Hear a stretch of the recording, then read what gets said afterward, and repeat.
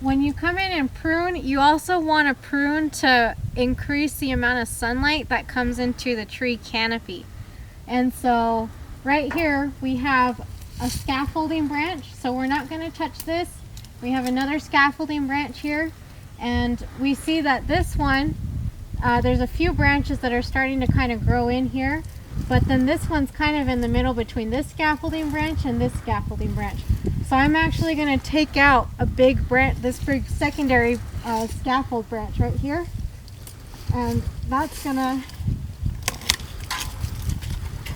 actually open up that area a little bit. And then we'll kind of come in here, and we've got this leading scaffolding branch coming in here, but it's not necessarily necessary. And so we might actually want to saw this big branch out.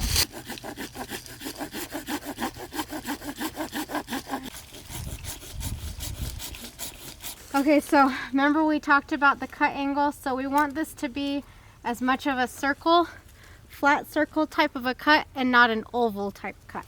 So we took this whole branch out. I'm going to move this out, and that's actually going to open up this tree a lot more to sunlight.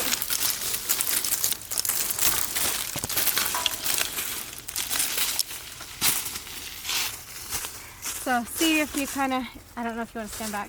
If you stand back and take another look at the tree, we just opened up that whole inner circle. We're going to get a lot more light coming down in this tree, and we're going to get a lot sweeter fruit, a lot more colorful fruit, and even more fruit production off of these limbs coming up. Okay, so with this tree, we've already removed quite a bit of wood, but again, we don't want it to get too tall. I'm already on a very tall ladder. I believe this is about 20 feet tall. So we're gonna cut this down completely. This branch is gonna come off because it's getting too out of control, too tall.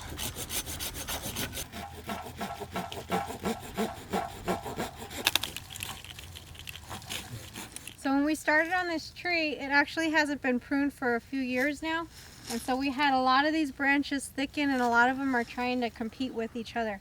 So we ended up taking out some big branches here, some up here, and we actually ended up opening up this tree quite a bit.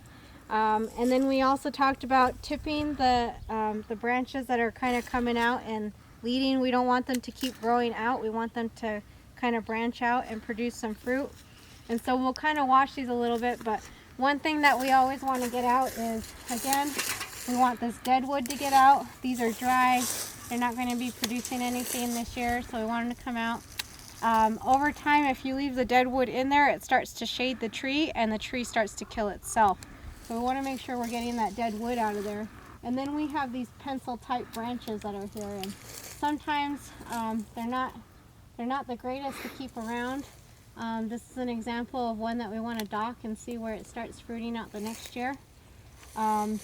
We've docked some of these here and kind of all throughout the tree. That way we don't have a lot of branches starting to take control and outgrow each other. So one here, we're going to take out this pencil branch here.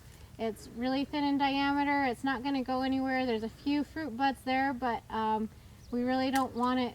We have a lot of other wood here, that we can start to watch and care for and get wood from this year. So this is all that we're going to do this year. We've taken out a little bit more than 30%, but for pruning that we've, when we haven't done it in a few years, this is probably a good amount that we're going to do this year, and maybe next year we'll start to look at it again and see where we can start cutting back more and where branches are starting to fork out more. So that's where we're going to leave it here.